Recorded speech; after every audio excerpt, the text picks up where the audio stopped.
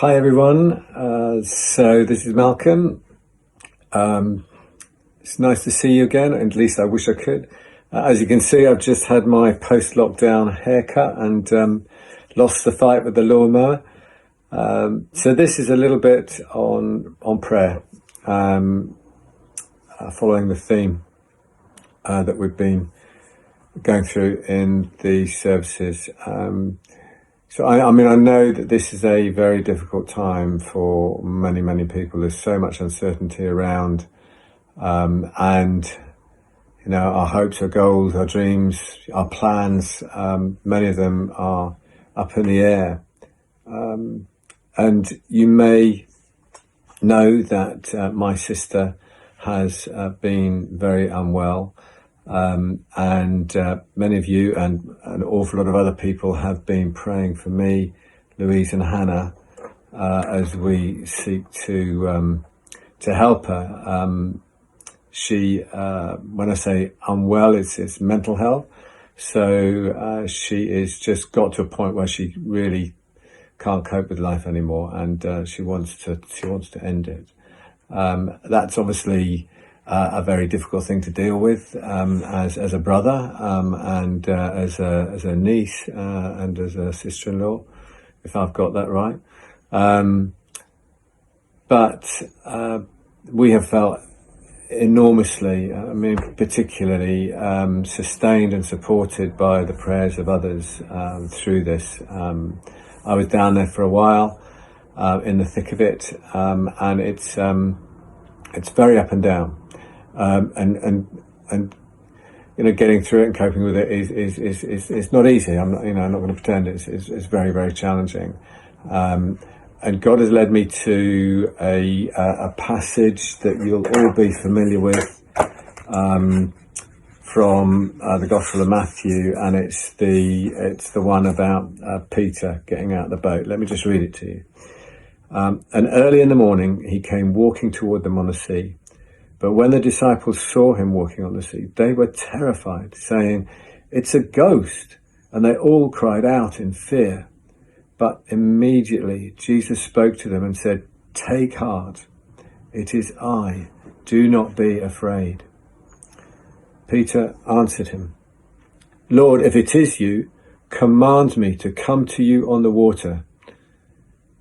Jesus said, "Come." So Peter got out of the boat, started walking on the water, and came towards Jesus. But when he noticed the strong wind, he became frightened, and beginning to sink, he cried out, "Lord, save me." Jesus immediately reached out his hand and caught him, saying to him, "You of little faith, why did you doubt?"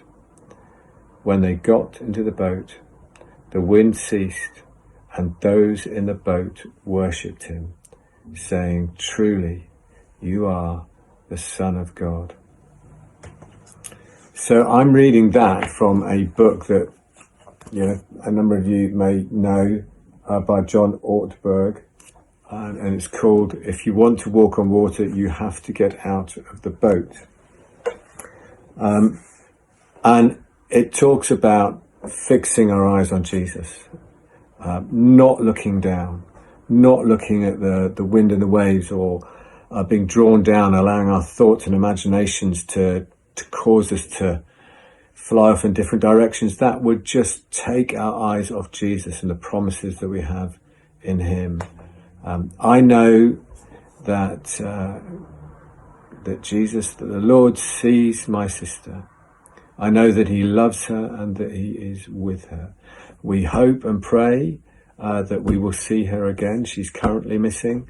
But whatever the outcome, God is with her. And he does not want me to be pulled down. He needs me to be there, to be strong, of course, but also to get on with life and everything else that he has called me to do. So whatever is going on in your life, whatever uncertainties are out there, we are all called to fix our eyes on Jesus and not to look down. So I just want to thank you again, if you've been one of those people who've been praying, but just to testify to the power of prayer, whatever the outcome.